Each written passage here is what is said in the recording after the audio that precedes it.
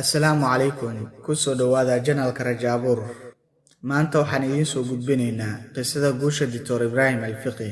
Sheekada guusha Dr. Ibrahim Al-Fiqi waa mid mudan in la xuso. Waxa uu noloshiisa waqtiga ugu badan ku bixiyay barista dadka kale sida ay uga gudbi lahaayeen dhibaatooyinka ka hortaagan hankooda guusha. Ibrahim Al-Fiqi waxa uu u hibeeyay naftiisa fidinta fikirka wanaagsan iyo dhaqanka. waxa uu u arkay sheekadiisa guusha tusaalaha ugu wanaagsan ee qof gaaray sumcad iyo hanti, isagoo ka dhigay riyadiisii mid rumowday. aynu si fiican u ogaano Ibrahim Al-Fiqi safarkiisii nolosha, shaqadiisii, waxbarashadii kala duwaneyd ee uu soo qaatay, sirta ka dambaysa daabacadiisii buugaagta iyo geeridiisii kadiska ahayd. Ibrahim Al-Fiqi wuxuu leeyahay nolol ka duwan nolosha dadka kale. wuxuu ku dhashay dalka Masar 1950kii. wuxuu waxbarashadiisa ku qaatay dalka Masar isagoo digriga jaamacadda ka qaatay culuumta dalxiiska iyo hoteelada. markii uu qalinjibiyay kadib waxa uu u guuray dalka Canada isaga iyo xaaskiisa 1978 isaga oo raadinaya nolol ka wanaagsan tan Masar.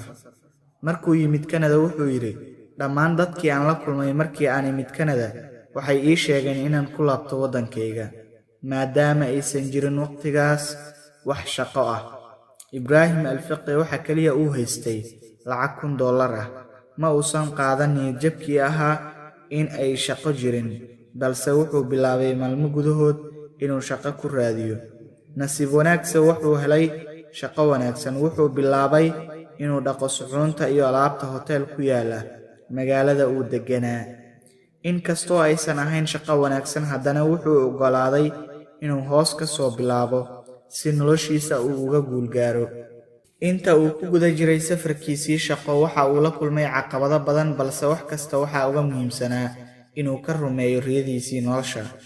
Ibrahim Al-Fiqi waxa uu sii watay shaqadiisii, waxa uuna go'aansaday inuu qaato shahaadooyin. waxa uu shaqeeyay habeenno iyo maalmo badan. wuxuu ku diyaariyay muddo 8 sano gudaheed ah 2 takhasus oo kala ah dabeecadaha aadanaha ama human behavior iyo sidoo kale maareynta iibka iyo suuqgeynta. waxa uu noqday maamulaha hotel 5 star ah oo ku yaala Montreal, Canada. waxa uu sii waday waxbarashadiisii, waxaana uu qaatay shahaadooyin kale oo caalami ah, isaga oo cilmiga metaphysics-ka ka qaatay darajada doctorate-ka ee jaamacadda Los Angeles.